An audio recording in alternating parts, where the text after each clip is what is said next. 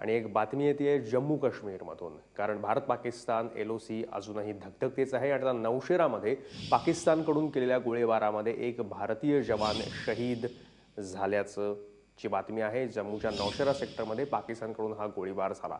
पाकिस्तानचे अनेक पोस्ट भारतीय जवानांनी सुद्धा BSFनी सुद्धा प्रत्युत्तर त्यांना दिलं, उद्ध्वस्त केले गेले आहेत। तिकडे सुद्धा काही नुकसान झालेलं आहे, पण या दरम्यानच या क्रॉस फायरिंगमध्ये एक भारतीय जवान शहीद झाल्याची माहिती येते। प्रशांत कदम आपले प्रतिनिधी दिल्लीहून आपल्या सोबत आहेत।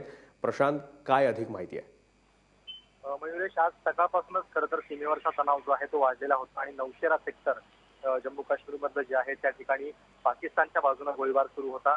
2 जवान याच्यामध्ये जखमी झालेले आहेत, त्याच्यापैकी एक जवान जो आहे तो शहीद झाल्याचं वृत्त आता आपल्या हाती येत आहे। आणि त्याचबरोबर दिल्लीतलं देखील वातावरण तापलेलं आहे, कारण दिल्लीमध्ये आज थोड्या वेळापूर्वी पंतप्रधान नरेंद्र मोदी यांनी 3ही सुरक्षा दलांच्या प्रमुखांची बैठक घेतलेली आहे। या बैठकीला राष्ट्रीय सुरक्षा सल्लागार अजित डोभाल हे देखील उपस्थित होते। शिवाय तिकडे इस्लामाबाद मधले आपले जे 3 राजदूत आहेत त्यांनाही परत बोलावण्यात आलेलं आहे।